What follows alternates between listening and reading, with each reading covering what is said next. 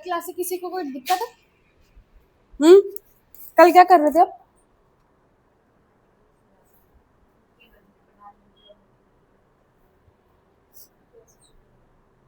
इधर पीछे आपने पहले पढ़ा है ये सब चीजें? बैठे रहो, कोई नहीं। नाम क्या आपका? कृष्णा, अच्छा। तो हिंदी मीडियम रहेगा, इंग्लिश मीडियम?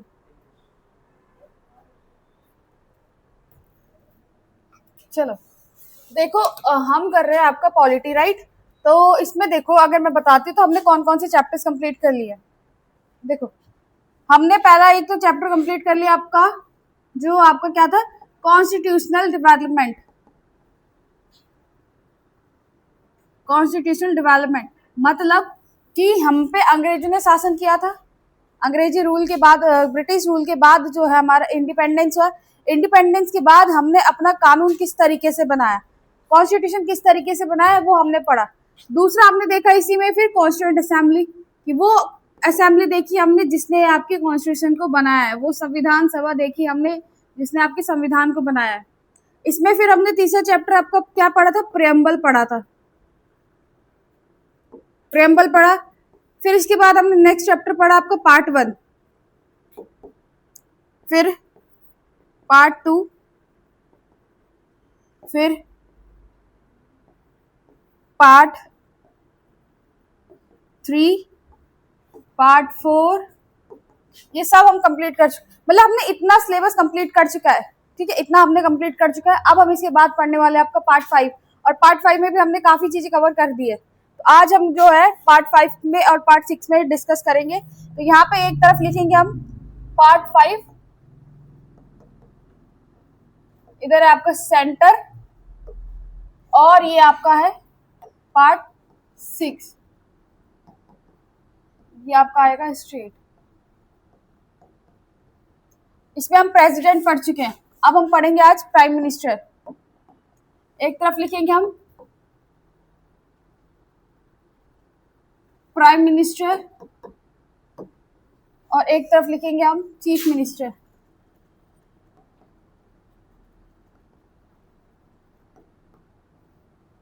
तो सबसे पहले क्वेश्चन ये आता है कि भाई प्राइम मिनिस्टर और चीफ मिनिस्टर होते कौन है ना?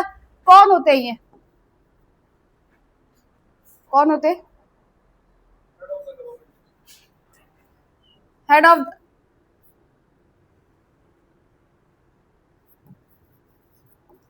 The central government. Head of the central government, यानी कि आपने प्रेसिडेंट भी पढ़ा था, लेकिन प्रेसिडेंट कैसा है आपका? कॉन्स्टिट्यूशनल हेड है, संवैधानिक प्रमुख है।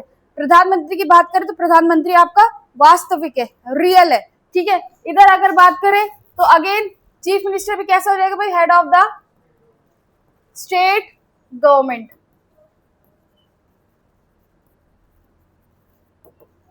अब ये तो हमने देखा, यानी कि अब राज्य का प्रमुख लिख सकते हैं आप लोग इस तरीके से। चलिए, अब दूसरा क्वेश्चन ये आता है कि भाई चुने कैसे जाते हैं, इनका जो है इलेक्शन किस तरीके से होता है? तो हाउ दे इलेक्टेड,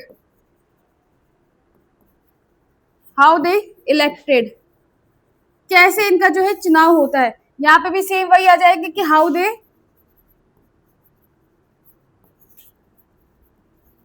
तो भाई बताओ आयुष कैसे चुने जाते हैं? ये इधर परिधि आंसर देगी आयुष, क्योंकि तुम दोनों ने पहले पढ़ा हुआ है चीजें, कैसे चुने जाते हैं भाई ये। सपना भी आंसर दे सकती है। 3 क्वेश्चंस। नहीं, हम प्रेसिडेंट गवर्नर थोड़ी पढ़ रहे हैं, प्राइम मिनिस्टर।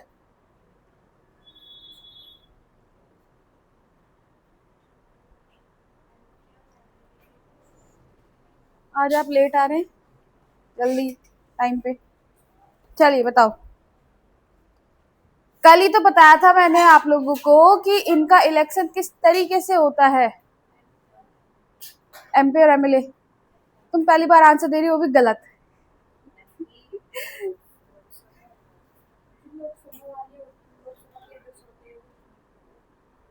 लोग वोटिंग होती है, डायरेक्ट वोट करते हो। How they elected? Bye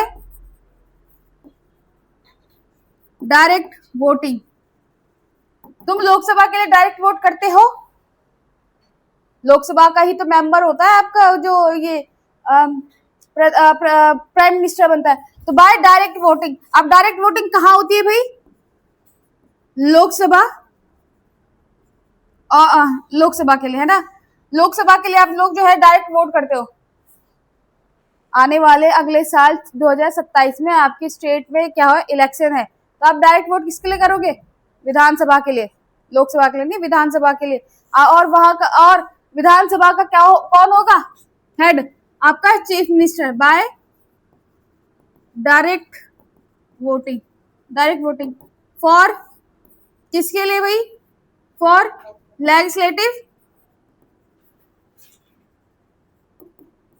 assembly. Legislative assembly. पहले तो तुम मुझे ये बताओ कि कृष्णा जी, आपको पता है, आपको पता है ये लोकसभा, राज्यसभा, लेजिस्लेटिव असेंबली क्या क्या होती है? डिफरेंस पता है आप लोग, आपको इसमें क्या क्या होता है? चलिए फिर तो बढ़िया बात है। तो लेजिस्लेटिव असेंबली है ना। अब जो है यहाँ पे सरकार किसकी बनती है भाई? जो बहुमत दल की सरकार बनेगी, मेजोरिटी पार्टी की सरकार बनेगी भाई। यहाँ पे लोकसभा के लिए इलेक्शन हो गया। अब लोकसभा में इलेक्शन हो तो उसके बाद कौन बनेगा आपका? जो आपकी मेजोरिटी पार्टी को जो है वोट गए होंगे। और मेजोरिटी पार्टी को वोट मैंने कल आपको बताया था कि किस तरीके से जाते हैं। मेजोरिटी पार्टी जो है वो बनती है, यानी कि बहुमत दल की सरकार बनती है। वोटिंग होती है, अलग अलग पार्टीज होती है, अलग अलग पार्टीज को आप जो है क्या करते हैं? वोट करते हो। पीछे का फैन ऑन कर दो। कहाँ से ऑन होगा? यहाँ से ही, सारे तो बटन ऑन है।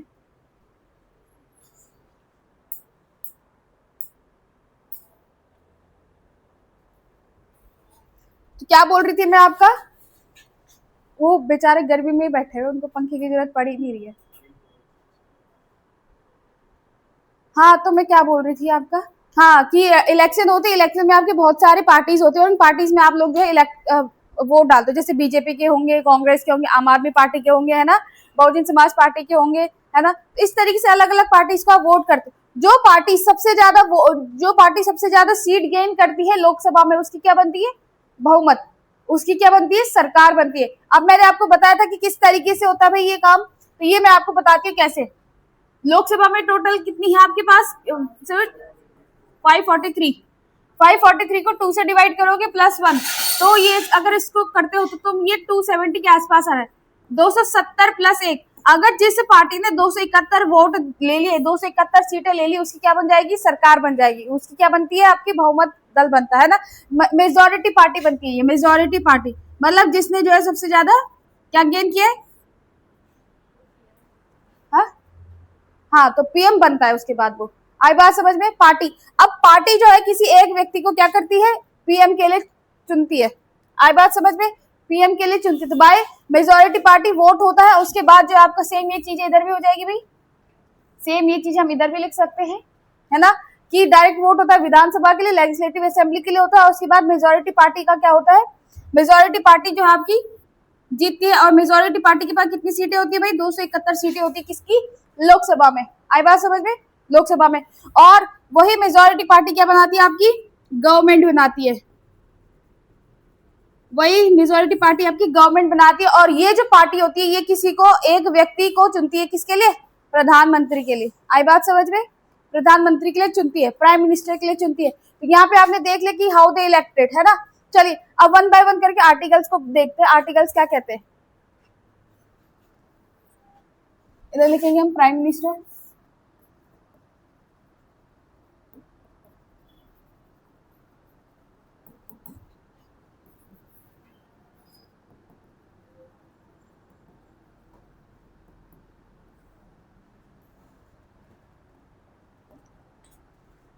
सबसे पहले आर्टिकल 73 की बात करते हैं ना। चलो इस आर्टिकल ना भी देखो तो आर्टिकल्स को हम ज्यादा ध्यान नहीं देंगे, है ना। चलिए, तो यहाँ पे है कि क्या कोई भी व्यक्ति जो है प्रधानमंत्री बन सकता है? क्या आपके पास एलिजिबिलिटी है कि आप पीएम बन सकते हो? किस बेसिस पे बोल रहे हो आप? मतलब मैं एक बात बोल रही हूँ कि हाँ तुम बन सकते हो। हाँ, तो किस तरीके से बन सकते हो? सिटीजन ऑफ इंडिया और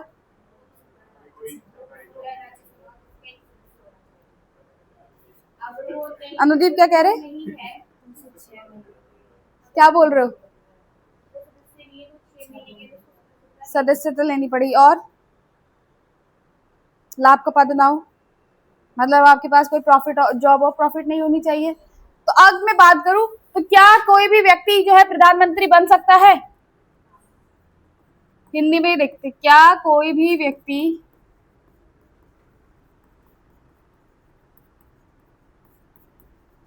पीएम बन सकता है? तो हाँ, हाँ मतलब कि बन तो सकता है, लेकिन 6 महीने के अंदर अंदर उसको क्या करनी पड़ेगी? लोकसभा राज्यसभा की सदस्यता लेनी पड़ेगी।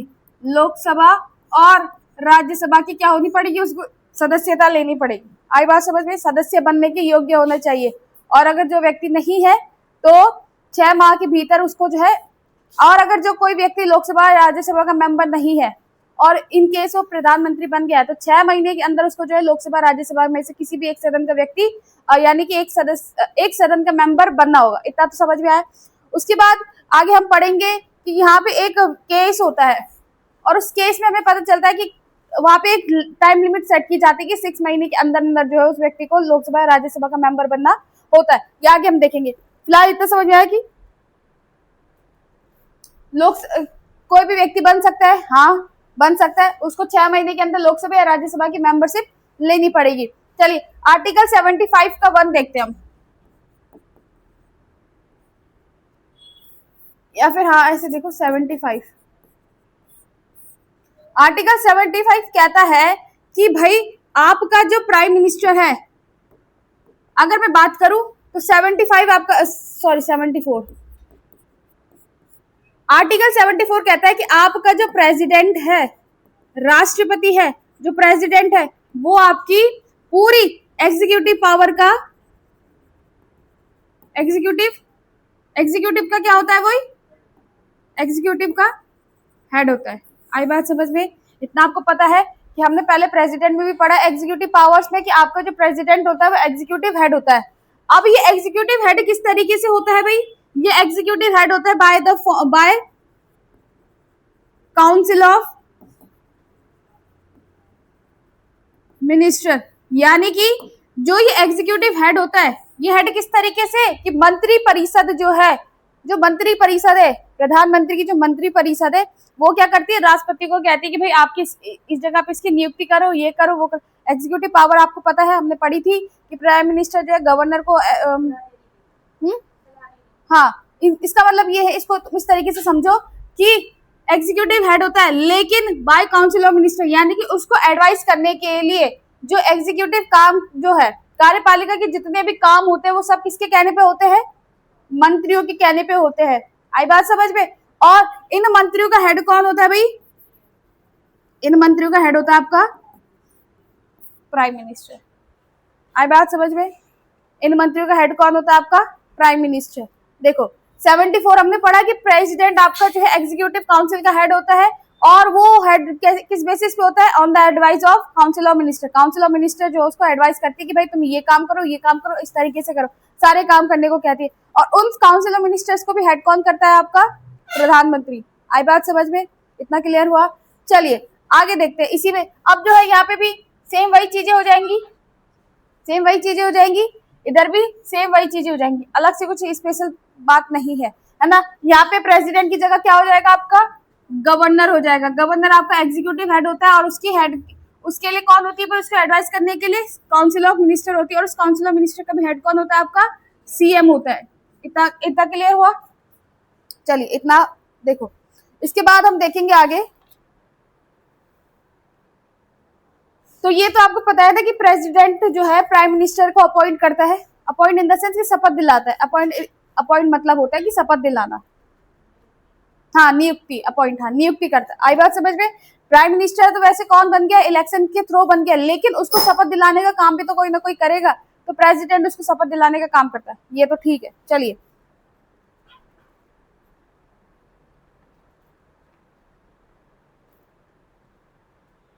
चलिए अब यहाँ पे हम पढ़ेंगे council of ministers.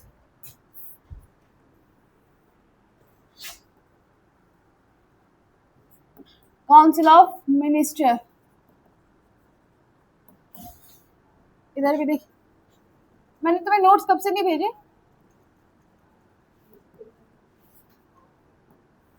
Last notes कहाँ भेजे थे मैंने, किस कब भेजे थे? इंग्लिश मीडियम वाले बताओ जरा, लास्ट नोट्स कब भेजे थे मैंने? अच्छा, मतलब तुम्हें कॉपी पलट के देखने की हिम्मत नहीं हो रही ना, फोन में चेक कर रहे हो। टॉपिक बताओ मुझे कि लास्ट टॉपिक कहाँ तक भेजे थे मैंने, लिखा ही नहीं है। वीटो पावर्स, उसके बाद तो मैंने करवा दिया था प्रेसिडेंट, तो आई थिंक मैंने करवा दिया कंप्लीट तुम लोगों को।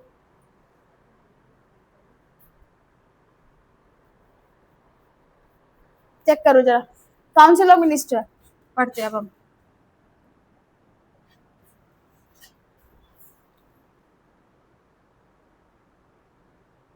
लास्ट टॉपिक क्या था आपकी नोट्स का?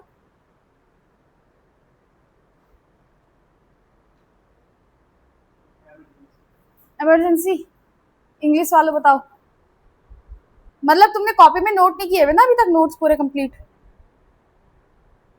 मत करो, मेरा क्या है।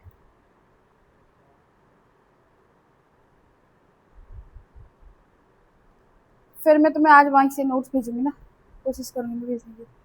चलो फिलहाल कोई नहीं, चलो फिलहाल देखते हैं काउंसिल ऑफ मिनिस्टर। तो मंत्री परिषद,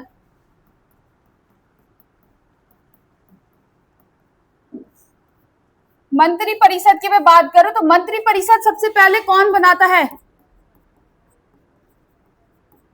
कौन बनाता है भाई आपकी मंत्री परिषद को? Majority party.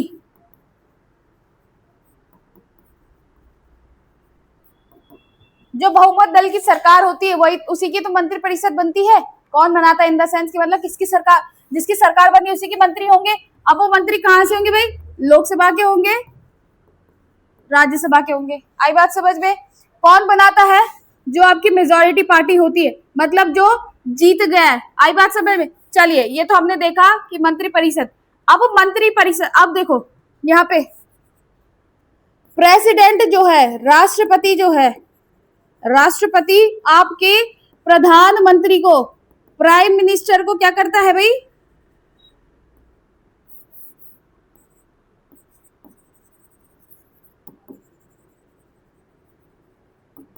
प्राइम मिनिस्टर को अपॉइंट करता है। अपॉइंट यानी कि नियुक्ति करता है। कैसे? शपथ दिलाता है, ओथ दिलाता है। आई बात समझ में?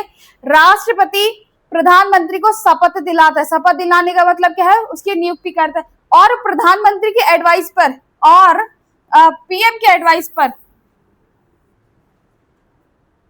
और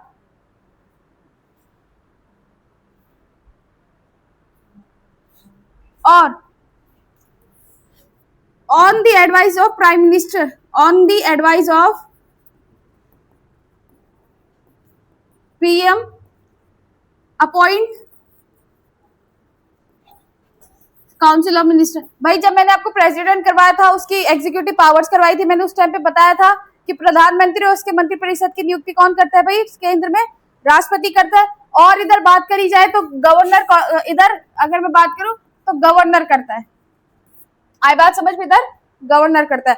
तो यहाँ पे जो आप प्रधानमंत्री लिख रहे हो, उधर आप, इधर आप प्रधानमंत्री लिख रहे हो, राष्ट्रपति लिख रहे हो, इधर आपको गवर्नर और चीफ मिनिस्टर लिखना है, मुख्यमंत्री और चीफ मिनिस्टर लिखना है। आई बात समझ में? इतना समझ में आ गया? शॉर्ट में करवा रही हूँ ताकि लॉन्ग नोट्स में आपको भेज सकूं, है ना। चलिए इतना। अब यहाँ पे जो है इंपॉर्टेंट क्या आता है? इंपॉर्टेंट आता है आपका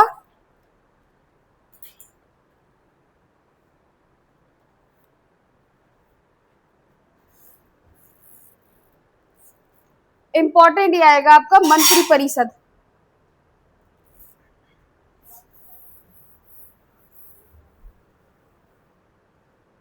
नोट में लिखेंगे इसको, नोट में लिखेंगे 91 कॉन्स्टिट्यूशनल अमेंडमेंट एक्ट 2003, 91 संविधान संशोधन 2003 में होता है। 91 कॉन्स्टिट्यूशनल अमेंडमेंट एक्ट 2003 में होता है, जिसके तहत ये बोला गया कि जो सीएम काउंसिल ऑफ मिनिस्टर होगी, यानी कि जो काउंसिल ऑफ मिनिस्टर होगी वो लोकसभा में भी, लोकसभा और लेजिस्लेटिव, लोकसभा और जो लेजिस्लेटिव असेंबली है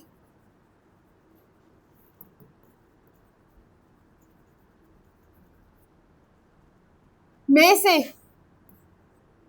15% लोग जो आपके COM चुने जाएंगे। अब मेरी बात ध्यान से सुनो, भाई मंत्री परिषद जो है, काउंसिल ऑफ मिनिस्टर, जो कुछ ग्रुप्स होता है ना, अब जो है मंत्री तो सभी होते हैं, लेकिन उन मंत्री में भी प्राइम मिनिस्टर की अपनी काउंसिल ऑफ मिनिस्टर होती है।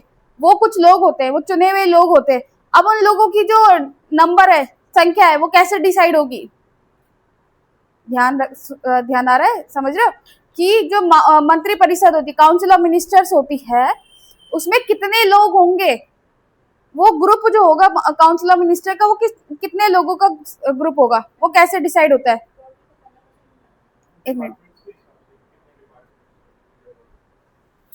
डिपार्टमेंट तो है, ठीक है। अब देखो काउंसिल ऑफ मिनिस्टर में जैसे आपके आते हैं कौन कौन, होम मिनिस्टर आता है, फाइनेंस मिनिस्टर आता है, डिफेंस मिनिस्टर आते हैं, स्पोर्ट्स नहीं, फॉरेन मिनिस्टर, इस तरीके से अलग अलग मिनिस्टर्स आते हैं ना। तो अब यहाँ पे सवाल ये है कि भाई लोग जो प्रधानमंत्री है और जो CM है, उसकी जो काउंसिल ऑफ मिनिस्टर है, उसमें कितने कितने लोग होंगे? तो ये डिसाइड करेगा आपकी लोकसभा के 15% और विधानसभा के 15%। मतलब क्या है कि 543 लोकसभा में सीट है, इसका तुम क्या करो, 15% निकालो, जितनी वैल्यू आएगी वो तुम्हारे हो जाएंगे उतने लोकसभा में काउंसिल ऑफ मिनिस्टर्स। विधानसभा में अगर तुम्हें निकालने, तो विधानसभा में मान लो तुम्हारे 70 लोग हैं। उत्तराखंड की मैं बात करूं, उत्तराखंड में विधानसभा में 70 सीट है ना, 70 सीटों को तो 15% निकालो, तो जितना आएगा उतनी जो है CM की काउंसिल ऑफ मिनिस्टर होगी, और इसको निकाल के जितना आएगा उतना तो है तुम्हारी कितनी प्राइम मिनिस्टर की काउंसिल ऑफ मिनिस्टर होगी, मंत्री परिषद होगी। आई बात समझ में? कैबिनेट मिनिस्टर्स अलग होते हैं और मंत्री परिषद अलग होती है, समझ रहे हो? मंत्री भी अलग अलग तरीके के मंत्री एक होते हैं आपके इंडिपेंडेंट, स्वतंत्र प्रभार। लोकसभा की बात बता रही हूँ मैं। लोकसभा मतलब कि प्रधानमंत्री के मिनिस्टर्स ऑफ काउंसिल होती है। एक प्रकार के, एक तो होते कैबिनेट मिनिस्टर, एक होते स्टेट मिनिस्टर, एक होते किचन कैबिनेट, दूसरा होता है आपका इंडिपेंडेंट यानी स्वतंत्र प्रभार। ये 4-5 प्रकार के आपके मिनिस्टर्स होते हैं। आई बात समझ में? लेकिन अगर मैं बात करूं मंत्री परिषद की, तो मंत्री परिषद में कितने लोग होंगे वो डिसाइड करता है आपका लोकसभा के 15% और राज्यसभा जो आपका विधानसभा उसमें भी 15%, तो 15% जो है वो उतने काउंसिल ऑफ मिनिस्टर डिसाइड होंगे। आई बात समझ में? मतलब यहाँ पे मान के चलो कितना हो रहा है, इसको सॉल्व करके कितना हो रहा है ये, अब 15 को तुम 5.43 के साथ मल्टीप्लाई करो, कितना आ रहा है? कैलकुलेट करो, फोन तो सबके पास है। 81 मान के चलो, है ना? तो 80, तो 543 आपके जो है यहाँ पे लोकसभा में मेंबर्स है। अब ये 80 जो है, ये 80 होंगे आपके काउंसिल ऑफ मिनिस्टर। ये हो रहा है ना 543 का 15% 80, तो ये प्रधानमंत्री की उसकी मंत्री परिषद हो जाएगी।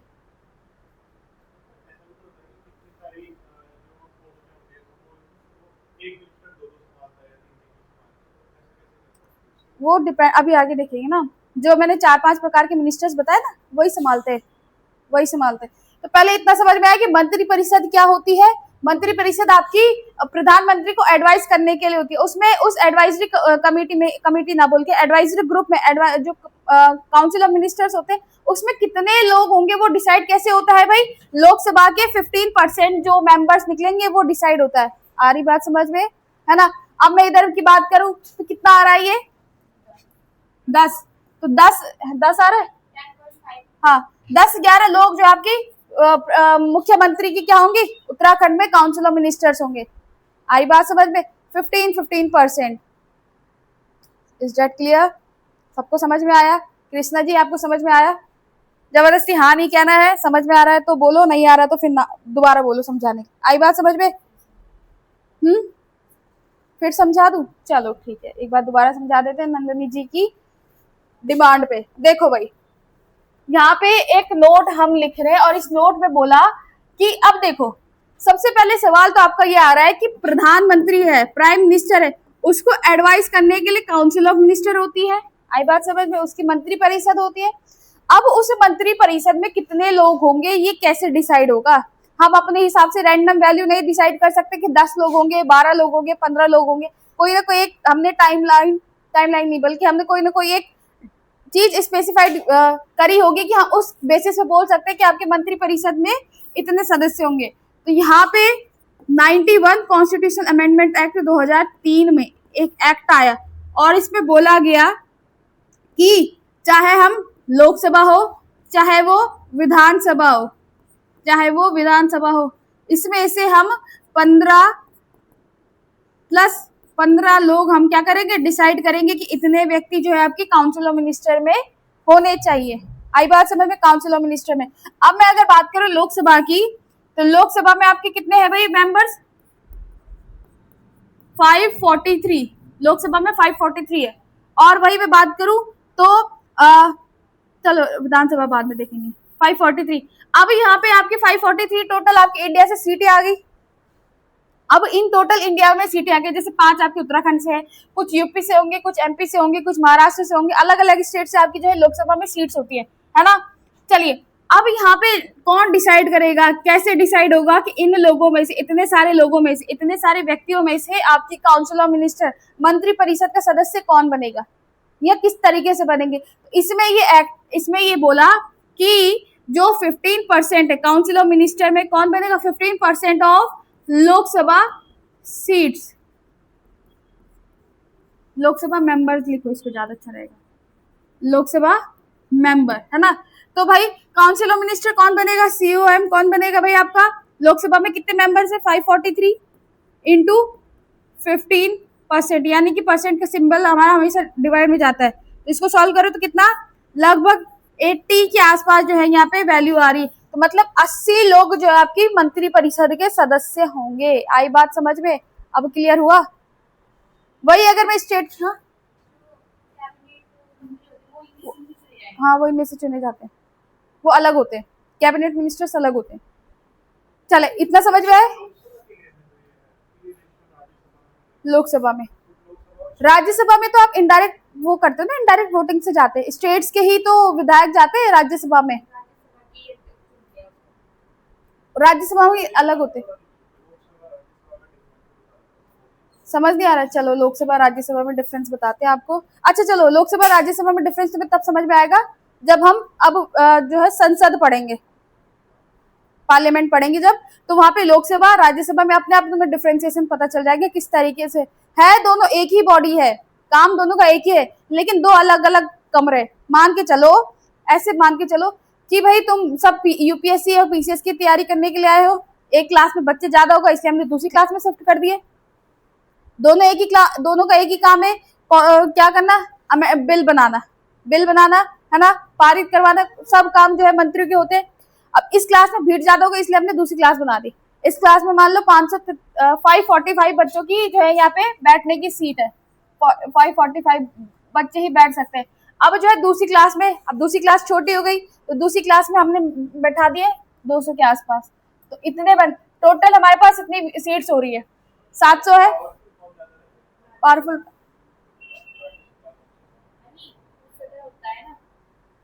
राज्यसभा ज्यादा पावरफुल होती है, लोकसभा पावरफुल क्यों नहीं होती? अगर लोकसभा कैसे चल रही है, लोकसभा चल रही है आपकी सरकार से, जिसकी सरकार है वो उसकी लोकसभा है। अगर सरकार गिर गई तो लोकसभा गिर गई, सरकार गिर गई तो राज्यसभा पे कोई भी इफेक्ट नहीं पड़ने वाला है।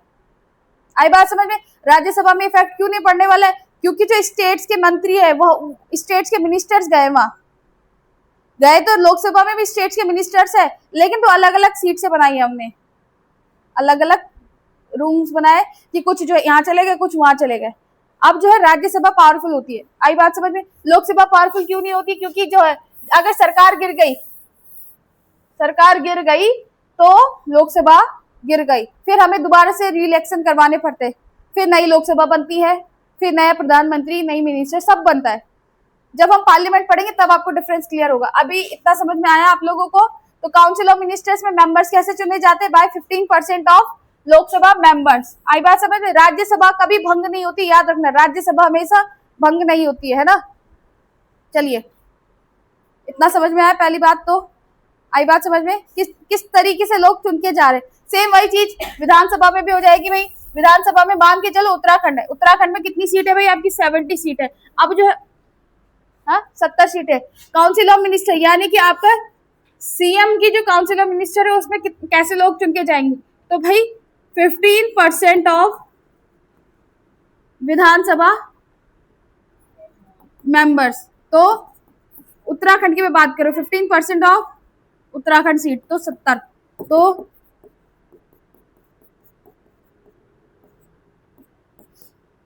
10 के आसपास जो है वैल्यू आ रही है।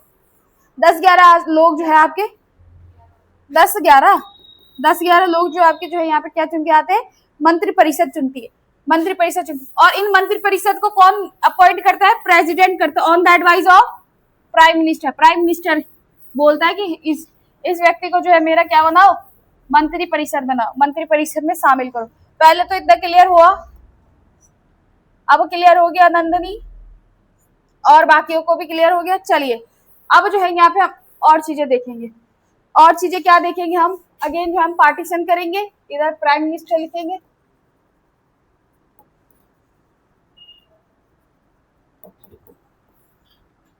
अगर तुमने ये वाला पार्ट 5 और पार्ट 6 कंप्लीट कर लिया ना, तुमने सबसे बड़ी जंग जीत ली, और तुम्हारे साथ मैंने भी जीत ली फिर, क्योंकि इंडियन कॉन्स्टिट्यूशन सबसे बड़ा चैप्टर यही है, पार्ट 5, क्योंकि इसमें बहुत सारी चीजें पढ़नी होती। उसके बाद तो एक एक दिन के टॉपिक है, वो बहुत इजी जल्दी हो जाते हैं। चलिए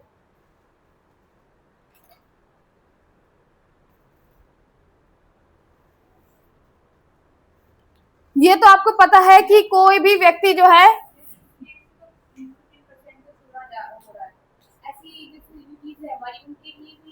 यूटीज में आपकी गवर्नमेंट कहाँ होती है? यूटीज तो डायरेक्ट सेंट्रल। हाँ तो 2 में है, तो वहां भी ऐसी है, वहां भी स्टेट का ही है, क्योंकि जहां जहां यूटीज में विधानसभा है वहां सेम वही प्रोसेस होगी जो आपके स्टेट में है, अलग अलग। हाँ लेकिन वहाँ एक चीज ये है कि वहाँ स्टेट के साथ साथ सेंटर का भी उस पर हाथ होता है, वहाँ डबल रूल की तरह समझ।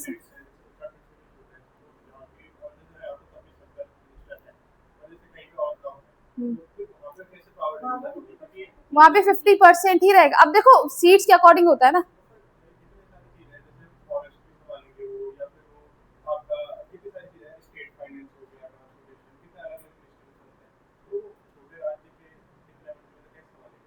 क्यों नहीं संभाल सकते हो? क्या बोले आप?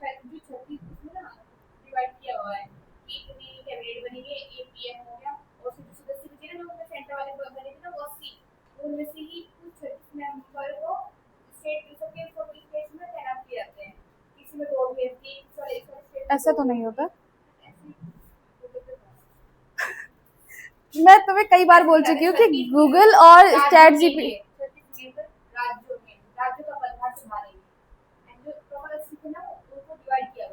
नहीं, ऐसा तो नहीं होता। अब देखो गूगल में तो तुम अलग अलग चीजें निकलती है, गूगल और चैट जीपीटी को तो मैं रिलायबल सोर्स मानती भी नहीं हूँ। तुम अगर चैट जीपीटी में निकालोगे उसमें अलग आएगा, गूगल में निकालोगे अलग आएगा। तो मैं बोल तो रही हूँ कि उसमें और गलत गलत आंसर आते। फिलहाल यहाँ पे बात करते हैं, तो ये तो आपको पता है कि कोई भी मंत्री बन सकता है, हाँ, कि 6 महीने के अंदर अंदर उसको जो है लोकसभा राज्यसभा की मेंबरशिप लेनी होती है। अब यहाँ पे इसी केस पे एक आता है, एक केस होता है SR Chauhan versus Punjab state 2001 में। आई बात समझ में? जो कल नवीन का क्वेश्चन था वो अब जाके सॉल्व होगा। यहाँ पे क्वेश्चन ये आया, कल यही था ना, कि अगर कोई अपने स्टेट में अपने क्या था तुम्हारा क्वेश्चन? हाँ, और वो वहां चला गया तो वो एक बार से ज्यादा नहीं बन सकता है। यहाँ पे देखो, आपने देखा कि यहाँ पे एक पॉइंट है कि कोई भी मंत्री बन सकता है भाई। हाँ, बन सकता है। कैसे कि 6 महीने के अंदर उसको जो है लोकसभा और राज्यसभा में से दोनों में से किसी एक की भी क्या करनी पड़ेगी, मेंबरशिप लेनी पड़ेगी। लेकिन यहाँ पे SR Chauhan versus Punjab state case आता है 2001 में, जहां पर निर्णय देता है कौन? Supreme court. सुप्रीम कोर्ट कहता है कि अगर कोई व्यक्ति प्रधानमंत्री बन रहा है, मुख्यमंत्री बन रहा है और वो कोई किसी भी वो राज्यसभा लोकसभा का मेंबर नहीं है, तो वो सिर्फ और सिर्फ एक बार ही चुना जाएगा, एक बार ही एलिजिबल होगा, उसके बाद एलिजिबिलिटी क्राइटेरिया उसका खत्म हो जाएगा। आई बात समझ में? यहाँ पे ये था कि सुप्रीम कोर्ट में ने ये डिसीजन दिया कि अगर कोई व्यक्ति या तो राज्यसभा का मेंबर नहीं है, मतलब 6 महीने के अंदर अंदर ना वो राज्यसभा का मेंबर बन सका, ना वो लोकसभा का मेंबर बन चुका है ना, बन सका, उस पर एलिजिबिलिटी क्राइटेरिया नहीं था कि वो लोकसभा राज्यसभा का मेंबर बन सके, तो इस कंडीशन में वो सिर्फ और सिर्फ एक बार ही बनेगा। मतलब अगर वो चुन गया है तो वो एज इट इज है, लेकिन नेक्स्ट टाइम वो नहीं चुना जाएगा, वो नेक्स्ट टाइम उसके लिए एलिजिबल होगा ही नहीं, क्योंकि उसने पहली दफा जो है लोकसभा राज्यसभा का मेंबर नहीं बन पाया, तो वो एक ही बार बनेगा। तब जीतता है तब अलग बात है, लेकिन वो बार बार अगर हार रहा है तो एक से ज्यादा बार नहीं बन सकता। रिपीट अगर जो है इलेक्शन लड़ रहा है तब बात कर सकते हो। आई बात समझ में? तो इतना क्लियर हुआ। तो यहाँ पे SR चौहान वर्सेस पंजाब, यानी कि SR चौहान बनाम पंजाब राज्य एक केस आता है जिसमें सुप्रीम कोर्ट का ये निर्णय रहता है कि यहाँ पे जो व्यक्ति, सुप्रीम कोर्ट का निर्णय था कि जो व्यक्ति सदन का सदस्य नहीं बन सकता वो एक ही बार चुना जाएगा। सदन का सदस्य मतलब जो लोकसभा राज्यसभा का मेंबर नहीं बन सका, वो सिर्फ और सिर्फ एक बार ही चुना जाएगा। इतना समझ में आया? ये जो है स्टेट्स में नहीं देखना आपको, सिर्फ और सिर्फ कहाँ की बात कर रहे हैं हम, सेंटर की बात कर रहे हैं, है ना। चलिए, अब इसमें एक चीज और ध्यान रखो कि ओथ कौन दिलाता है भाई? प्राइम मिनिस्टर को और उसकी काउंसिल ऑफ मिनिस्टर को भाई शपथ दिलाने का काम कौन करता है? आपका प्रेसिडेंट, आई बात समझ में? इधर भी बात करी जाए तो CM और उसकी काउंसिल ऑफ मिनिस्टर को भाई ओथ कौन दिलाता है? आपका गवर्नर, राज्यपाल। आई बात समझ में? राज्यपाल। इतना समझ में आया नवीन? तुम एकदम ऐसे क्यों हो रखे हो कि मतलब जैसे कुछ समझ ही नहीं आ रहा होगा। आया है समझ में? आयुष पीछे समझ में आ रहा है? तुमने तो कह रही सारी चीजें पहले पढ़ी है, कुछ चीजें नहीं मिल रही होगी, है ना। तो ये समझ में आया कि प्रधानमंत्री और उसकी काउंसिल ऑफ मिनिस्टर को कौन शपथ दिलाता है? आपका प्रेसिडेंट शपथ दिलाता है। वही अगर मैं बात करूं तो CM और उसकी काउंसिल ऑफ मिनिस्टर को कौन शपथ दिलाता है? आपका गवर्नर आपको क्या करवाता है? शपथ दिलाता है। चलो, इतना तो क्लियर हुआ। अब आगे देखते हैं कार्यकाल, टेन्योर, यानी कि टेन्योर ऑफ PM। कार्यकाल कितना होता है? टेन्योर ऑफ कार्यकाल। तो बेसिकली देखा जाए तो मेनली जो है आपका कैसा होता है? 5 ईयर का होता है। लेकिन क्या 5 साल से पहले हटाया जा सकता है? बिल्कुल हट सकती है। सरकार गिर गई तो हट जाएगा, है ना। लोकसभा में अगर लोकसभा में क्या हो गया अगर,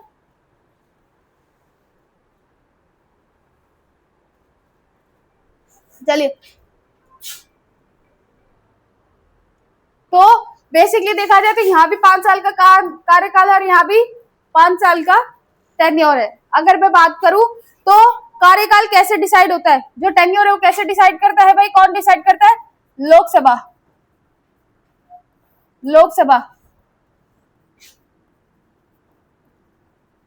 अभी जब हम पार्लियामेंट पढ़ेंगे ना, तो वहां पे हम पढ़ेंगे लोकसभा में कि लोकसभा में अगर अविश्वास प्रस्ताव पारित हो गया तो लोकसभा भंग हो जाती है, सरकार गिर जाती है। ठीक है, लोकसभा में अगर अविश्वास प्रस्ताव पारित हो गया तो लोकसभा गिर जाती है, यानी कि सरकार गिर जाती है। अविश्वास प्रस्ताव का मतलब क्या होता है कि भाई जो सरकार है, जो सरकार की पॉलिसीज है, नीतियां है, उनके साथ हम क्या नहीं कर रहे, उनके साथ हम उन पे हम विश्वास नहीं कर पा रहे कि ये काम ठीक से करेगी या नहीं करेगी। अगर सरकार के ही खिलाफ अगर जो है यहाँ पे अविश्वास प्रस्ताव पारित हो गया तो इसका मतलब ये है कि सरकार विफल हो चुकी है, सरकार अपने काम को ठीक से नहीं कर पा रही है, इसलिए जो है यहाँ पे लोकसभा भंग हो जाती है। और लोकसभा भंग तो सरकार भी गिर जाती, फिर री इलेक्शन होते हैं। लेकिन अभी तक हुआ है ऐसा? नहीं, अभी तक के केस में आज तक जो है किसी भी सरकार पे अविश्वास प्रस्ताव पारित नहीं हुआ है।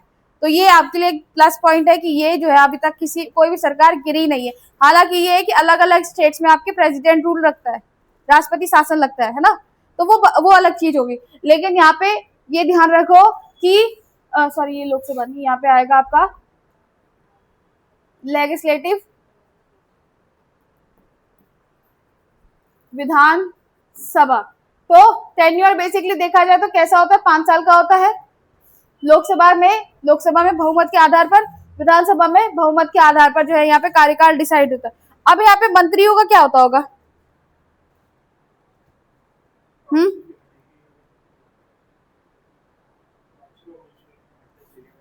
हाँ, तो पूरी सरकार ही हट जाती है ना। जब सरकार हट गई तो मतलब वो सब कुछ हट गया। अब यहाँ पे अगर हम मिनिस्टर्स की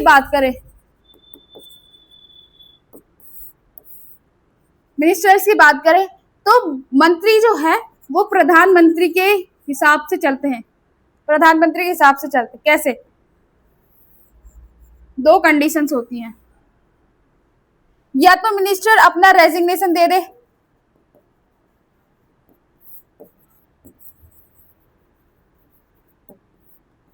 किसको? प्रधानमंत्री को। पहली कंडीशन, मिनिस्टर्स अगर चाहे, मिनिस्टर का कार्यकाल अगर बात करें तो मिनिस्टर का कार्यकाल सामान्य देखा जाए तो लोकसभा के आधार पर ही होता है, हर 5 साल में फिर जो है नए मिनिस्टर्स बनते हैं। तो लेकिन अगर जो है यहाँ पे मिनिस्टर को रिजाइन देना है तो रिजाइन दे सकता है। और दूसरा कंडीशन ये है कि प्राइम मिनिस्टर बोले किसको? प्रेसिडेंट को, कि भाई तुम इसको क्या करो, हटा दो, यानी कि इसको क्या कर दो, बर्खास्त कर दो। तो यहाँ पे दूसरा कंडीशन क्या हो गया भाई, कि एक कंडीशन तो हो गया कि मिनिस्टर जो है क्या करे, खुद से रिजाइन दे दे। दूसरी कंडीशन क्या बन रही है कि प्रधानमंत्री राष्ट्रपति को बोल दे कि क्या करो, तुम इस मंत्री को बर्खास्त कर दो, इस मंत्री को उसके पद से हटा दो। तो यहाँ पे 2 कंडीशन बन रही है। आई बात समझ में? सेम कंडीशन यहाँ भी बनेगी।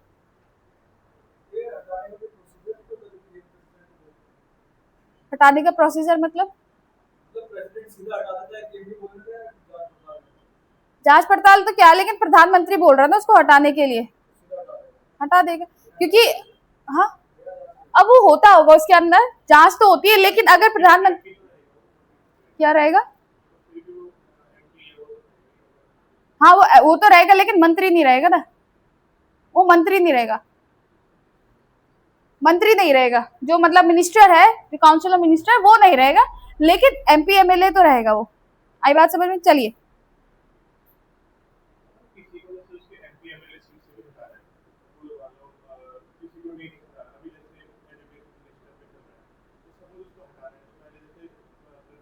तुम्हें क्या लग रहा है हट जाएगा वो?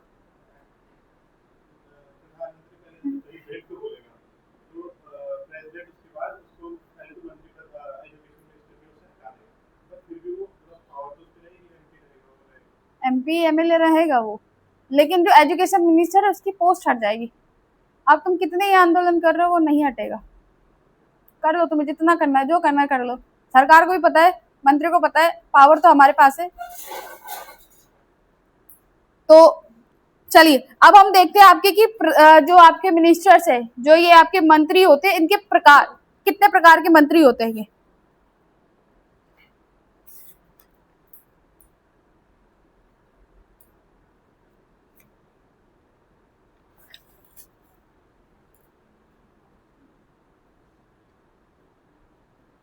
अब एक चीज ध्यान रखना, एक नोट है यहाँ पे, ध्यान रखिएगा आप लोग, इंपॉर्टेंट है।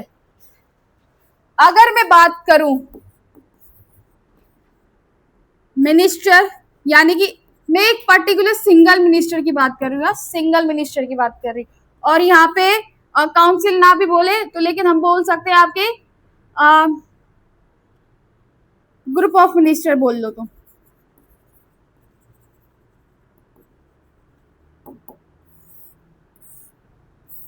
अकाउंटेबिलिटी वर्ड पता है? जवाबदेहिता, अकाउंटेबिलिटी मतलब कि अगर आपसे प्रश्न पूछा जा रहा है तो आप उसको जवाब देने में सक्षम होनी चाहिए, अकाउंटेबिलिटी, है ना। तो मिनिस्टर, अगर मैं सिंगल मिनिस्टर की बात करूं तो सिंगल मिनिस्टर जो है प्रेसिडेंट के प्रति जो है क्या होगा, जवाबदेह होगा, अकाउंटेबल होगा।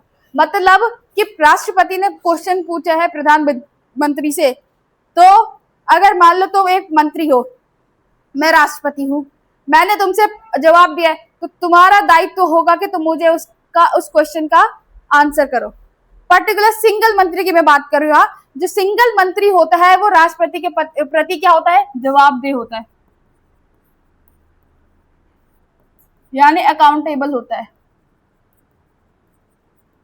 आई बात समझ में? लेकिन अगर मैं ग्रुप ऑफ मिनिस्टर की बात करूं तो ग्रुप ऑफ मिनिस्टर लोकसभा के प्रति अकाउंटेबल होते हैं। ये चीजें ध्यान रखना, इस तरीके से एक पॉइंट बनते हैं, ध्यान रखना।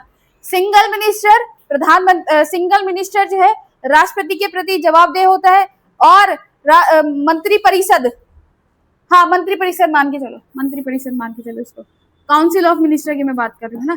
काउंसिल ऑफ मिनिस्टर किसके प्रति जवाबदेह होगी भाई, लोकसभा के। आई बात समझ में? काउंसिल ऑफ मिनिस्टर लोकसभा में, मतलब कि काउंसिल ऑफ मिनिस्टर किसकी बनती है, जो मेजोरिटी पार्टी, जो रूलिंग पार्टी, जो सरकार बनी है जिसकी। और मैं बात करूँ पार्लियामेंट में, लोकसभा में, तो ओपोजिशन पार्टी के भी मेंबर्स होते हैं, विपक्ष के भी तो मंत्री होते हैं। तो क्या विपक्ष के मंत्री अगर प्रश्न पूछेंगे तो सरकार का दायित्व तो नहीं बनता है कि वो आंसरेबल करे, है ना। तो काउंसिल ऑफ मिनिस्टर जो है लोकसभा के प्रति अकाउंटेबल होते हैं, और एक पर्टिकुलर मंत्री राष्ट्रपति के प्रति जवाबदेह होता है। क्यों? क्योंकि राष्ट्रपति के पास पावर है कि वो उसको उसके पद से हटा सकता है। किसके कहने पे? प्रधानमंत्री के कहने पे। आई बात समझ में? तो ये चीजें ध्यान रखना, ये इंपॉर्टेंट पॉइंट है, यहाँ पे आप लोगों को ध्यान रखना है। कल को अगर आप गवर्नेंस पढ़ोगे तो ये आपको ध्यान रखना है, जवाबदेह कि कौन किसके प्रति अकाउंटेबल है, ये ध्यान रखना। आई बात समझ में? ये नोट है, इंपॉर्टेंट है, यहाँ पे क्वेश्चन कंफ्यूजन में आता है। एग्जाम में सीधा से स्टेटमेंट बन सकती है, लिख लो इसको किस तरीके से लिखना है। आई बात समझ? अगर किसी पर्टिकुलर मंत्री की बात करी जाए तो राष्ट्रपति के प्रति जवाबदेह है। मंत्री परिषद की बात करी जाए तो वो लोकसभा के प्रति। लोकसभा में विपक्ष के लोग भी बैठे रहते हैं, विपक्ष के लोग जो है प्रश्न पूछेंगे तो उनका अधिकार है कि वो क्या करे, आंसर करे। आई बात समझ? चलिए इसके बाद हम मंत्री परिषद देखते हैं कि कौन कौन से मंत्री होते हैं।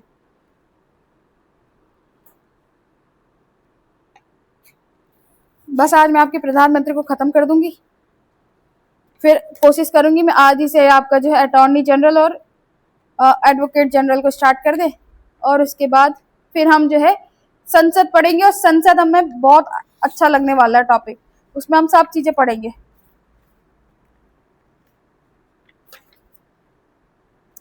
किस तरीके से आपके बिल्स जाते हैं, कौन से बिल क्या होता है।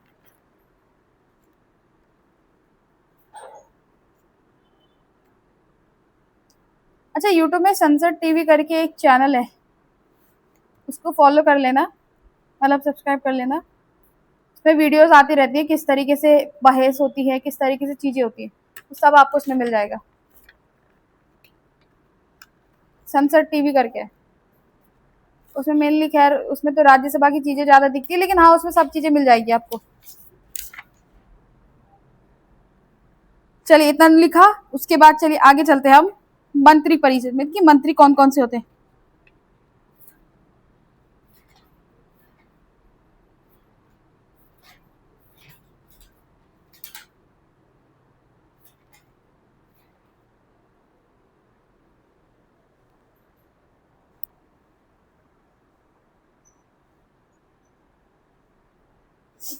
चलिए अब जो है एक चीज ध्यान रखना, सबसे पहले तो मंत्री परिषद 3 प्रकार की होती है। मंत्री जो है 3 प्रकार के होते हैं। सबसे अंदर आते हैं आपकी कैबिनेट मिनिस्टर।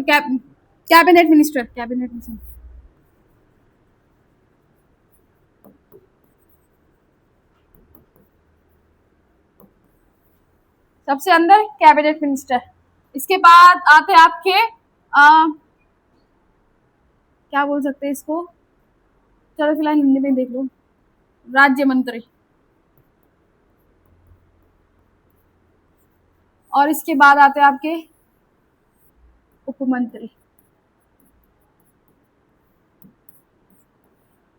अगर मैं बात करूं तो जो ये स्टेट मिनिस्टर्स होते हैं, राज्य मंत्री होते हैं, ये आपके इंडिपेंडेंट भी हो सकते हैं, यानी कि स्वतंत्र भी हो सकते हैं, स्वतंत्र प्रभार भी हो सकते हैं, इंडिपेंडेंट भी हो सकते हैं, इंडिपेंडेंट मिनिस्टर भी हो सकते हैं।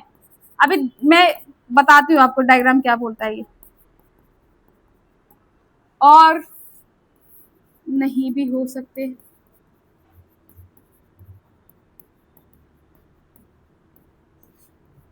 सबसे पहले तो देखिए कि कैबिनेट मिनिस्टर क्या होते हैं भाई। आपके कैबिनेट मिनिस्टर वो मिनिस्टर्स का ग्रुप होता है जो सबसे इंपॉर्टेंट होते हैं किसके लिए, प्रधानमंत्री के लिए। शासन प्रशासन संभालने के लिए सबसे जो इंपॉर्टेंट होते हैं वो आपके कौन से मिनिस्टर्स होते हैं, कैबिनेट मिनिस्टर्स।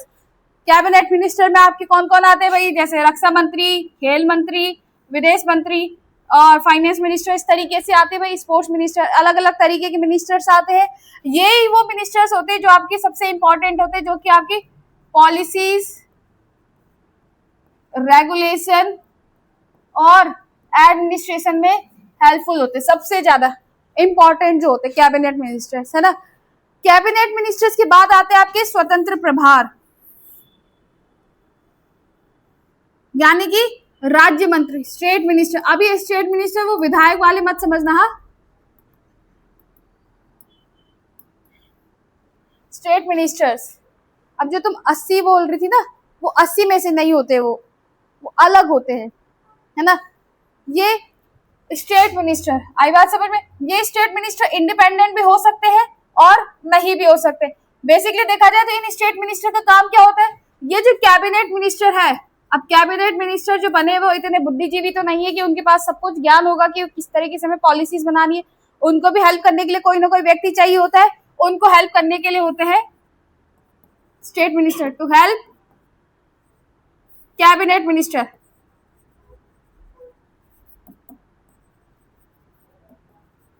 आई बात समझ में। मंत्री कौन होते हैं, पढ़े लिखे, है ना, बहुत पढ़े लिखे होते हैं। उनको भी तो बुद्धिजीवियों की जरूरत होती है, अपने से ज्यादा पढ़े लिखे लोगों की जरूरत होती है। तो इसके लिए क्या करते हैं, वो स्टेट मिनिस्टर्स की हेल्प लेते हैं। किसके लिए, कोई भी पॉलिसीज बनाने के। दिखते कौन है हमें, कैबिनेट मिनिस्टर, लेकिन पीठ पीछे जो असली काम हो रहा है वो ये करते हैं। और इसके नीचे भी जो उप मंत्री होते हैं ये हेल्प करते। साथ ही साथ किचन कैबिनेट 3-4 लोगों का एक ग्रुप होता है जिसपे प्रधानमंत्री बिल्कुल विश्वास करता है। इस तरीके किचन कैबिनेट कोई नहीं पढ़ाएगा, कोई नहीं, मतलब ऐसा है कि बुक में दे रखा है तो मैं आपको बता रही हूँ।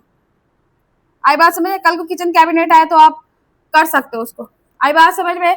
तो जो कैबिनेट मिनिस्टर्स होते हैं, इन कैबिनेट मिनिस्टर्स को हेल्प करने के लिए कौन होते हैं आपके, ये राज्य मंत्री। अब ये राज्य मंत्री मतलब स्वतंत्र प्रभार मतलब जो कहाँ बैठे हुए, आपके संसद में बैठे हुए, ना कोई एमपी है ना एमएलए, बस उनको बैठाया गया है किसके लिए, हेल्प करने के लिए। आई बात समझ में। और उसके बाद इनकी हेल्प करने के लिए भी कौन होते हैं आपके, उप मंत्री। तो हायरार्की देखो, हायरार्की किस तरीके से चल रही है। सबसे पहले आता है आपका उप मंत्री, उप मंत्री के बाद आपका आता है राज्य मंत्री, राज्य मंत्री के बाद देखो हेल्प कौन कर रहा है इसकी हेल्प के लिए कौन है आपका, कैबिनेट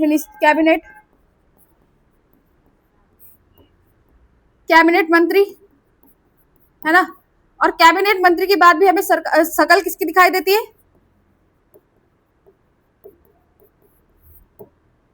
तो ये हायरार्की है। आई बात समझ में।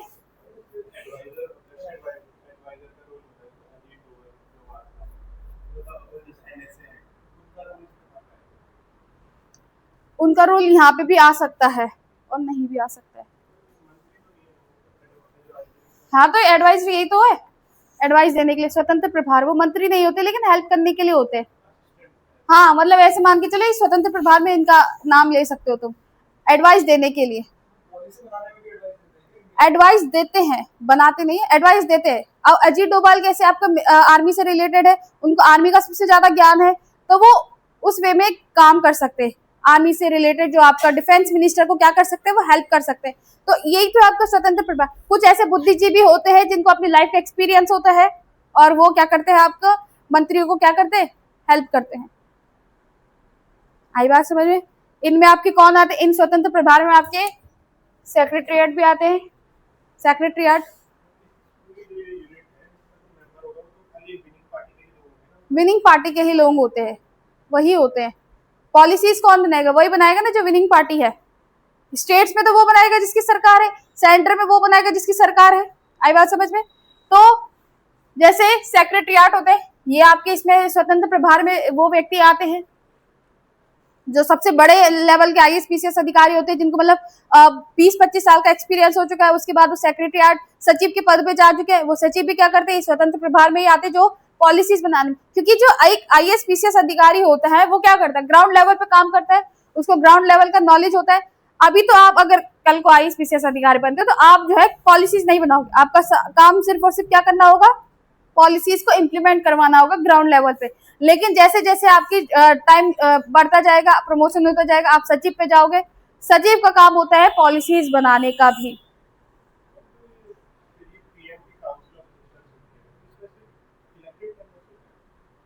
हाँ, तो विनिंग वही तो होता है, इलेक्टेड मेंबर्स। जयशंकर वो कैबिनेट में, वो कैबिनेट में ना,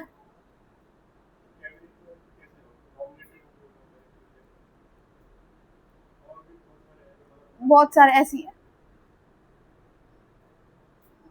फिलहाल इतना समझ में आया। तो यहाँ पे मेरा काम खत्म होता है, आपका मंत्री परिषद खत्म हो गई है, मतलब आपका प्राइम मिनिस्टर कंप्लीट हो गया। अब कुछ और बचा है तो देखती हूँ मैं आपका।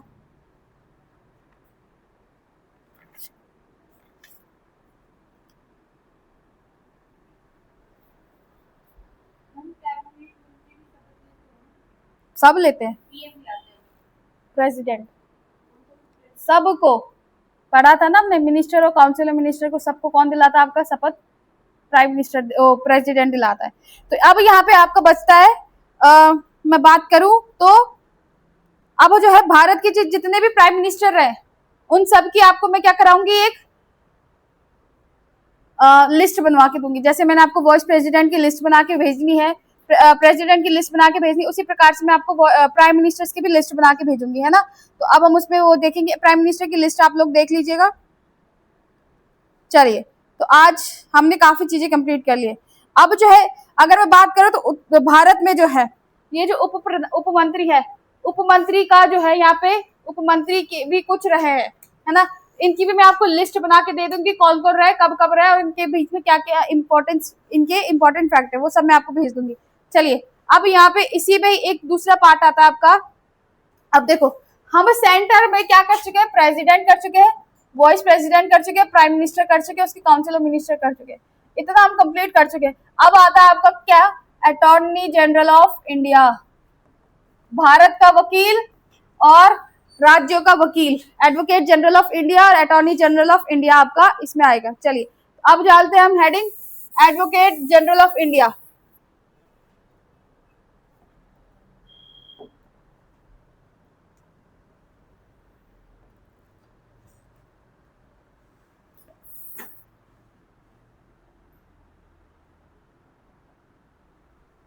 इधर लिखेंगे हम एडवोकेट, नहीं sorry, attorney general of India. ये आपका पार्ट 5 में चल रहा है, और ये चल रहा है आपका पार्ट, इधर पढ़ रहे हैं हम सेंटर के लिए, इधर पढ़ रहे हैं हम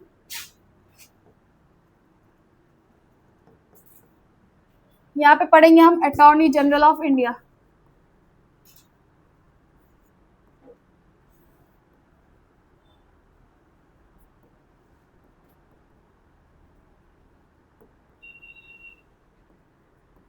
महान्यायवादी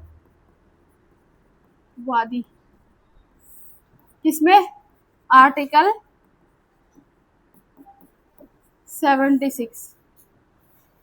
इधर पढ़ेंगे हम एडवोकेट जनरल ऑफ इंडिया, यानी महाधिवक्ता, आर्टिकल, हाँ ओ सॉरी, स्टेट सही किया तुमने, करेक्ट कर दिया, आर्टिकल 165। चलिए, हेडिंग डालेंगे ये। अब हम देखेंगे किसमें क्या क्या चीजें हमने देखनी है।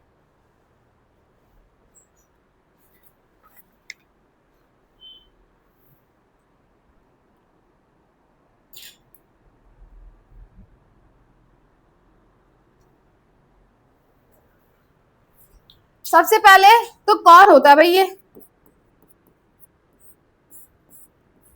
तो भारत का वकील बोल लो इसे। अब जो है केसेस होते हैं किसी न किसी के प्रति, आप जो है आप देश के प्रति केस कर दिया आपने, देश के खिलाफ आपने केस कर लिया।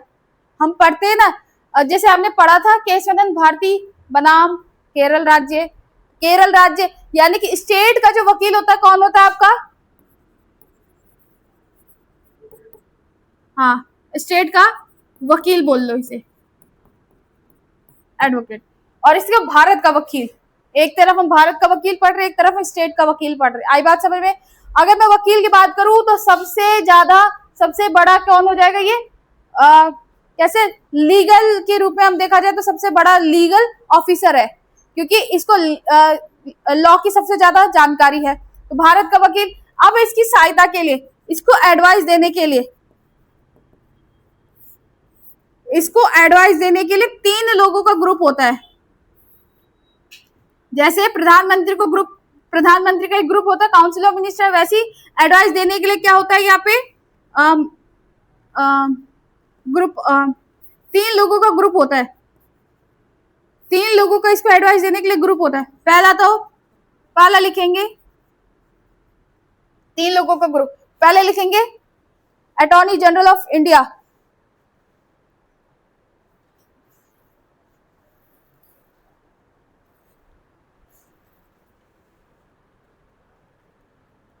Attorney general of India.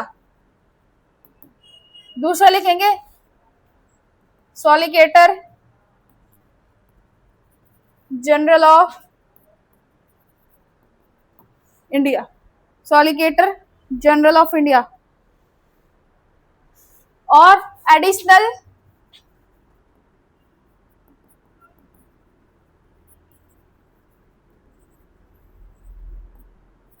General of,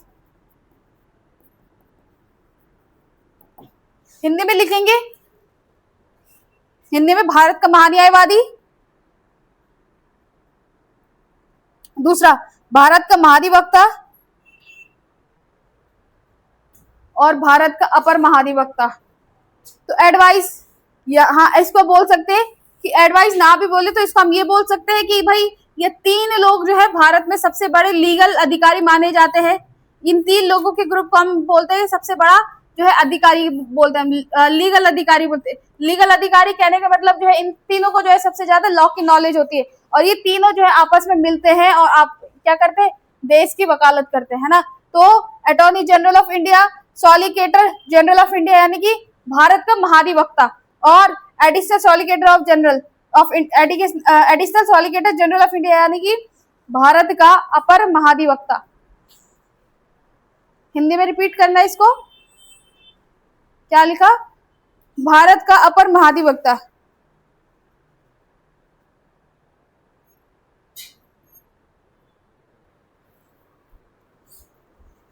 चलिए अगर मैं बात करूं तो solicitor general of India and additional solicitor general of India का अगर मैं बात करूं तो इनकी जो पोस्ट है, इनकी पोस्ट, ये जो दोनों पोस्ट है, इन दोनों पोस्ट का हमें उल्लेख कहाँ नहीं मिलता है? संविधान में देखने को नहीं मिलता। इनको जो है संविधान में जो है डिस्क्राइब नहीं किया गया। लेकिन ये किसकी हेल्प के लिए होते हैं भाई? भारत का वकील, यानी कि जो अटॉर्नी जनरल ऑफ इंडिया उसको एडवाइस करने के लिए होते हैं। आई बात समझ में? तो उसको एडवाइस करने के लिए कौन होते हैं भाई? Solicitor general of India, additional solicitor general of India. ये जो दोनों लोग है ना, ये इनको एडवाइस करने के लिए, किसको? अटॉर्नी जनरल ऑफ इंडिया को एडवाइस करने के लिए होते हैं। इन दोनों का अगर हम देखा जाए तो कॉन्स्टिट्यूशन में आपको स्पेसिफाइड रूप में आपको इसका डिस्क्रिप्शन नहीं देखने को मिलता है, उल्लेख देखने को नहीं मिलता है।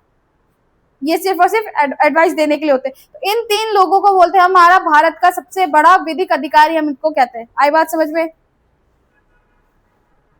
चलिए इधर ही ये कुछ नहीं होता है, ये जो हम सॉलिसिटर जनरल ऑफ इंडिया वगैरह पढ़ रहे हैं ना, इस साइड ये प्रोविजन नहीं है। आई बात समझ में?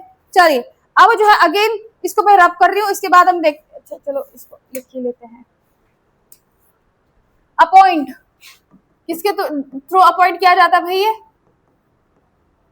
Appointed by president, appointed by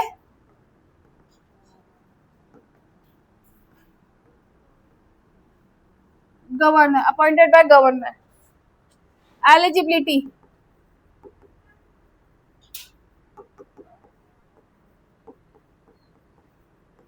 योग्यता, योग्यता वही जो सुप्रीम कोर्ट के जज की योग्यता होगी, जज की एलिजिबिलिटी क्राइटेरिया होगा, वही जो है इसका भी एलिजिबिलिटी क्राइटेरिया होगा। आई बात समझ में? सुप्रीम कोर्ट का जो एलिजिबिलिटी क्राइटेरिया होता है वही इसका भी होता है। अच्छा, लिखने का काम से मेरा है। यहाँ पे मैं कुछ लोगों को देख रही हूँ जो लिख नहीं रहे हैं। परिधि तो खैर कभी लिखती ही नहीं है ना, उसको तो मैं कितनी बार रिपीट करूँ कि लिख लो बेटा, नुकसान तुम्हारा नहीं, फायदा होगा।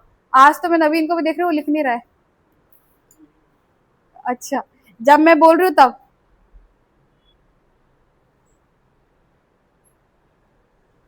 जो एलिजिबिलिटी क्राइटेरिया सुप्रीम कोर्ट के जज का होगा वही एलिजिबिलिटी क्राइटेरिया इसके लिए भी होगा।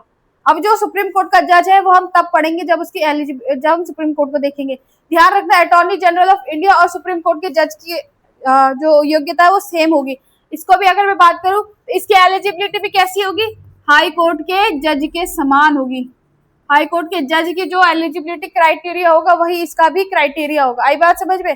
पहली बात, कोई देखो सुप्रीम कोर्ट के जज जो है कैसे न्यायालय से रिलेटेड है, तो उनकी जो एलिजिबिलिटी क्राइटेरिया कैसा होना चाहिए? उनकी एलिजिबिलिटी क्राइटेरिया होता है कि 5 साल जो उन्होंने वकालत करी हो। जैसे अगर मैं बात करूं सुप्रीम कोर्ट की ना, तो सुप्रीम कोर्ट का जज की एलिजिबिलिटी क्राइटेरिया होता है कि 10 साल जो है, हाँ 10 साल जो है मिनिमम तुमने हाई कोर्ट में एज जज के रूप में काम किया है। ये वकील, हाँ सॉरी जज, वकील के रूप में काम किया है। आई बात समझ में? और अगर मैं इधर की बात करूं तो किसी सबऑर्डिनेट कोर्ट में जो तुमने क्या किया, वकालत का काम किया है, तो वकील का जो है तुम्हें वकालत का एक्सपीरियंस होना चाहिए। अगर तुमने 10-15 साल का वकालत का एक्सपीरियंस है तुम्हें, तो तुम उस कंडीशन में क्या बन सकते हो? अटॉर्नी जनरल बन सकते हो, भारत का वकील बन सकते हो। लेकिन भारत का वकील बनने के लिए तुम्हें राष्ट्रपति की नजरों में अच्छा व्यक्ति होना पड़ेगा। अगर तुम्हारी अच्छी इमेज नहीं है राष्ट्रपति की नजरों में तो तुम अटॉर्नी जनरल नहीं बन सकते। क्या? जोर से बोलो। हाँ, वो अपना बन तो सकता है, लेकिन कोई भी अपनी पोस्ट को डिमोट नहीं करता ना। कोई क्यों जाएगा नीचे वाली पोस्ट पे? अगर तुम्हें कुर्सी मिली हुई है तो तुम उस कुर्सी को छोड़ के नीचे क्यों आओगे? बन तो सकता है, लेकिन वो हायर पोस्ट हो गई ना। सुप्रीम कोर्ट के जज की सबसे बड़ी हायर पोस्ट हो गई। सीजीआई बनना कोई आसान काम नहीं होता। कोई अपनी पोस्ट क्यों छोड़ेगा? वो भी सिर्फ वकालत करने के लिए। वकालत ही करनी है तो वो किसी और करेगा। सीजीआई तो वकालत सुनता है, तो वो वकालत करने के लिए क्यों जाएगा? बन तो सकता है, एलिजिबिलिटी क्राइटेरिया, लेकिन तो कोई बनता नहीं है अपनी पोस्ट को कोई। अच्छा, तुम पीसीएस अधिकारी बन गए, तुम ग्रुप सी की जॉब ज्वाइनिंग करना चाहोगे? कभी भी नहीं करना चाहोगे भाई। क्यों बनना है तुम्हें नीचे वाली पोस्ट पे? हाँ, नीचे वाली पोस्ट ऊपर जाता है, लेकिन ऊपर वाली पोस्ट कभी नीचे नहीं आती है। चलिए, तो ये अपॉइंटमेंट भी समझ में आ गया कि प्रेसिडेंट करता है on the advice of council of minister. मंत्री परिषद की सलाह पर राष्ट्रपति क्या करता है? राष्ट्रपति जिस व्यक्ति की नियुक्ति करता है वो सिर्फ किसके कहने पे करता है? खुद से कुछ नहीं करता है, वो सिर्फ प्राइम मिनिस्टर और उसकी मंत्री परिषद के कहने पर करता है। सिग्नेचर जो है अपॉइंटमेंट लेटर पे लास्ट में सिग्नेचर प्रेसिडेंट के आ जाएंगे। इसका मतलब अपॉइंटमेंट किसने किया है? राष्ट्रपति ने किया। लेकिन ऊपर से जो चीजें चली आ रही है वो कौन करवा रहा है उनसे?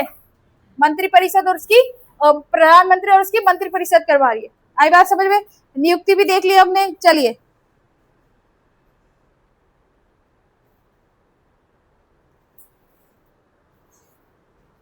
टेन्योर देखते हैं। चलो अब हम टेन्योर की बात करूं तो है कोई टेन्योर इसका? नहीं, कोई स्पेसिफिक टेन्योर नहीं है। राष्ट्रपति की नजरों में जब तक वो अच्छा व्यक्ति है तब तक वो अपने उस पद पर बना रहेगा, है ना, कि राष्ट्रपति के अकॉर्डिंग बना रहेगा। तो यहाँ पे अपॉइंटमेंट ऑफ अटॉर्नी जनरल की मैं बात करूँ तो यहाँ पे भी कोई टेन्योर नहीं है, वो गवर्नर की नजरों पे अच्छा बना है जब तक, तब तक वो क्या अपने पद पर बना रहेगा। तो यानी कि राष्ट्रपति की और राज्यपाल के प्रसाद पर्यंत तक, जब तक उनकी इच्छा है तब तक वो अपने पद पर बना रह सकता है। आई बात समझ में? चलिए, और क्या बचिया इसमें? सैलरी। सैलरी क्या होगी भाई इसकी? सैलरी कभी किसी से पूछी नहीं जाती। हाँ,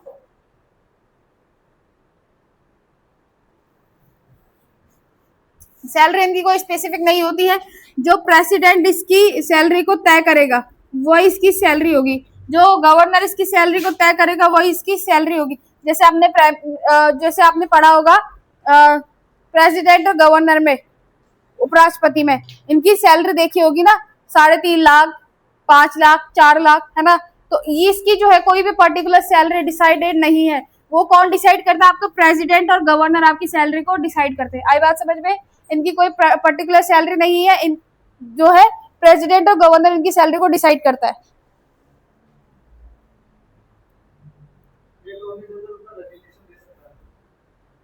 रेजिग्नेशन दे सकता है, हाँ।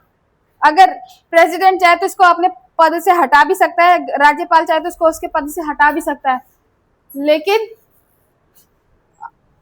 कोई निश्चित कार्यकाल नहीं है इनका। चलिए फिलहाल पावर्स की बात करते हैं, शक्तियों की बात करते हैं, पावर्स। अब भाई इतने बड़े वकील है, इतना बड़ा पद है इनके पास, तो कुछ ना कुछ पावर्स भी होंगे। क्या क्या पावर्स है इनके पास? बताओ जरा, पावर्स क्या क्या होंगी इनके पास?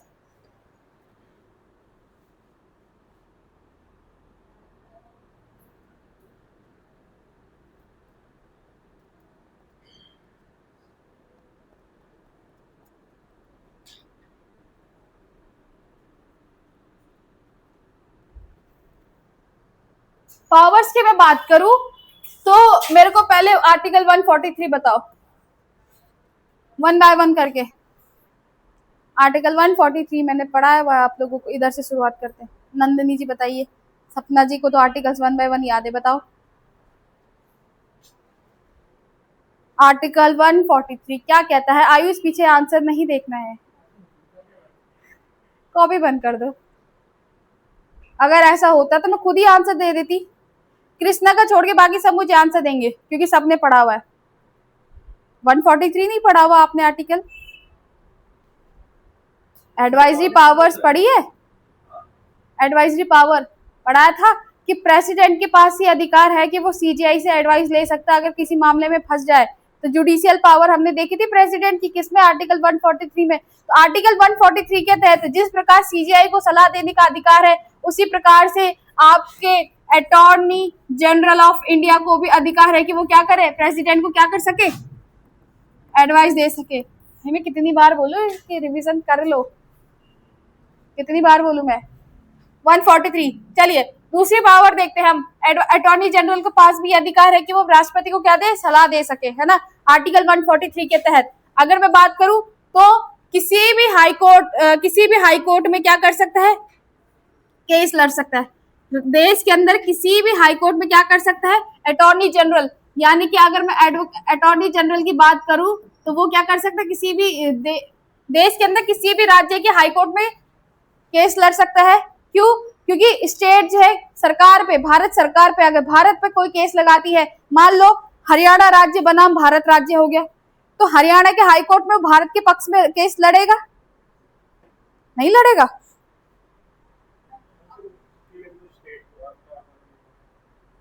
भारत का वकील हरियाणा राज्य में लड़ेगा ना, हरियाणा राज्य का वकील हरियाणा में अपने राज्य के लिए लड़ेगा, और उसी केस में, उसी हाई कोर्ट में भारत के पक्ष में भी तो लड़ेगा।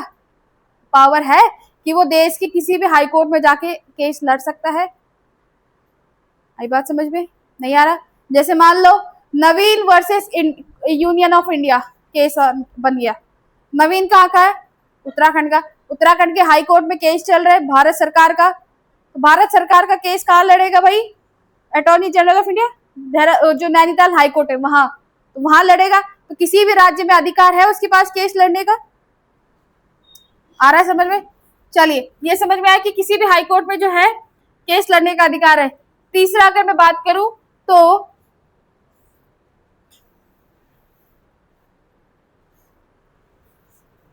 भारत सरकार का पक्ष किसी भी हाई कोर्ट में रख सकता है। भारत सरकार का पक्ष रख सकता है। जब केस लड़ सकता है तो पक्ष रखने का भी अधिकार होगा। आई बात समझ में? कुछ चीजें ऐसी होती है कि खुद से समझनी पड़ती है। भारत सरकार का पक्ष रखने का अधिकार किसी भी हाई कोर्ट में, भारत सरकार का केस लड़ने का अधिकार किसी भी हाई कोर्ट में है। और हमने ये देखा कि अटॉर्नी जनरल के पास प्रेसिडेंट को एडवाइजरी पावर्स भी है। तो ये 3 पावर्स आपके अटॉर्नी जनरल की है। सेम वही बात करी जाए तो पावर्स ऑफ एडवोकेट जनरल की भी वही हो जाएगी, भाई गवर्नर को सलाह देना, राज्यपाल जब सलाह मांगेगा राज्यपाल को सलाह देना। उत्तराखंड राज्य का मान के चलते, उत्तराखंड राज्य का एडवोकेट जनरल है। उत्तराखंड राज्य के एडवोकेट जनरल को किसी भी राज्य में जाके केस लड़ने का अधिकार है? नहीं।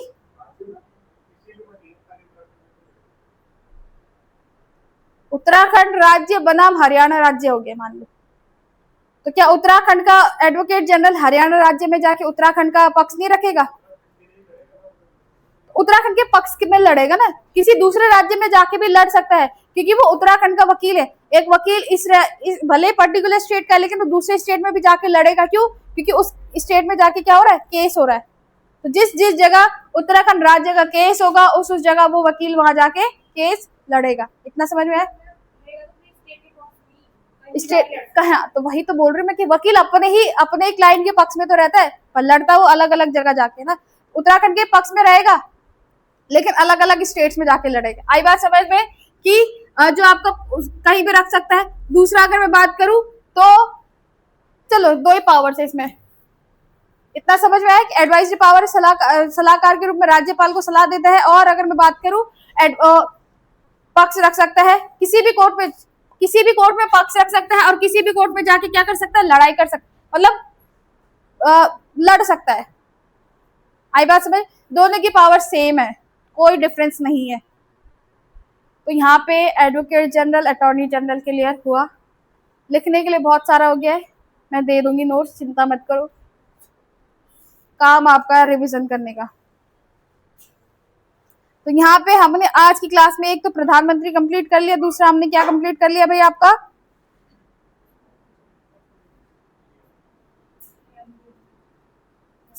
चलिए तो यहाँ पे आपका महान्यायवादी और महाधिवक्ता भी कंप्लीट होता है।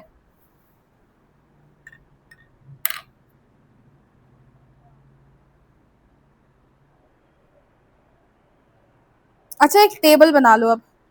अच्छा कल से हम क्या करने वाले हैं आपका, कल से क्या करेंगे हम, कुछ ढूंढ रहे हो आप? कल से करेंगे हम पार्लियामेंट, स्टेट लेजिस्लेचर और पार्लियामेंट। एक तरफ तो तुम पहले, चलो एक काम करो, कैसे बनाओगे तुम टेबल, बहुत हौच पौच हो जाएगी।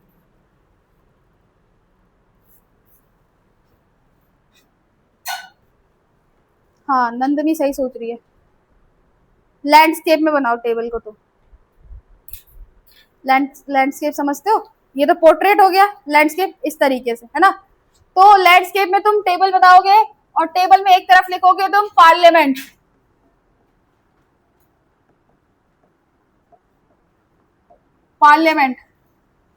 और लिखोगे एक तरफ लेजिस्लेचर, इधर लिखोगे तुम विधानमंडल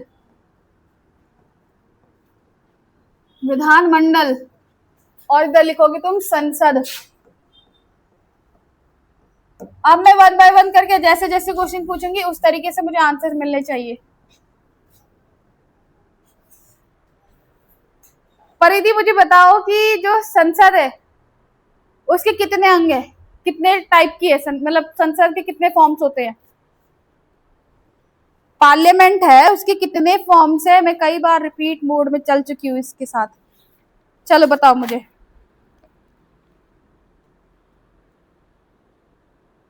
बताओ।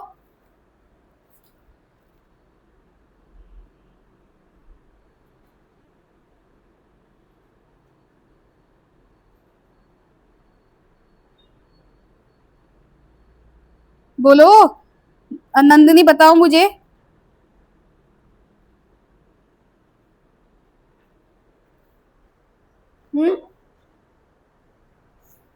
आर्टिकल 79 कहता है, आर्टिकल 70, चलो इसको रब करते हैं और पहले लिखते हैं आर्टिकल 79। आर्टिकल 79 कहता है कि भाई जो आपकी पार्लियामेंट है, आपकी जो संसद है, वो 3 चीजों से मिलके बनी है, लोकसभा, राज्यसभा, प्रेसिडेंट। तो यही तो आंसर देना था मुझे बच्चा, यही तो मैं चाहती थी कि आप मुझे आंसर दो, लोकसभा, राज्यसभा, प्रेसिडेंट। आर्टिकल 168 इधर कहता है कि जो विधानमंडल है वो अगेन 3 फॉर्म में बनी है, विधान परिषद यानी legislative assembly, sorry legislative assembly, विधानसभा,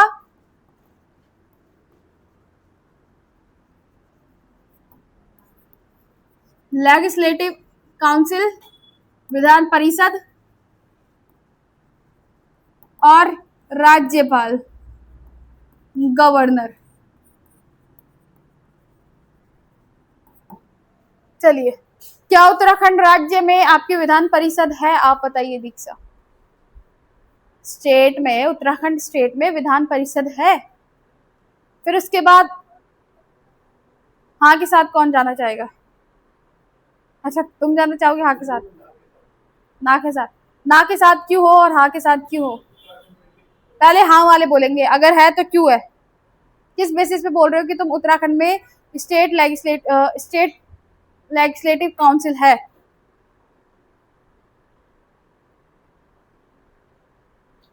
कोई हाँ के साथ? अब ना के साथ कौन कौन है? हाथ खड़ा करो जरा, ना के साथ हाथ खड़ा करिए। यहाँ कुछ लोग तो कंफ्यूज हो रहे हैं या नहीं है। ना के साथ मुझे सिर्फ 3 लोग दिख रहे हैं, तुम भी हो ना के साथ। अब ना के साथ तो रीजन भी देना पड़ेगा क्यों हो। नवीन और सपना को छोड़ के बाकी मुझे आंसर देंगे कि क्यों है, क्यों नहीं है तो क्यों है, नहीं है तो क्यों नहीं है। मैम, क्या उत्तराखंड में स्टेट लेजिस्लेटिव काउंसिल यानी विधान परिषद है? एक आंसर दे दो, हाँ या ना। 1 वर्ड क्वेश्चन पूछा मैंने। है? पता ही नहीं है। उत्तराखंड पढ़ा किसी ने? पॉलिटी उत्तराखंड का नहीं पढ़ा हुआ अभी तक आपने? उत्तराखंड पढ़ी नहीं है? एडमिनिस्ट्रेशन पढ़ लिया तो पॉलिटी भी तो पढ़ ली फिर। अच्छा, क्या क्या पढ़ा उत्तराखंड में अभी मुझे बताओ।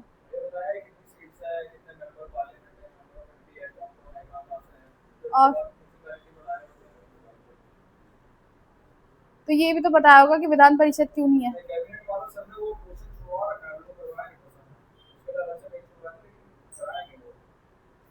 चलो मैं बता देती हूँ, चलो ठीक है।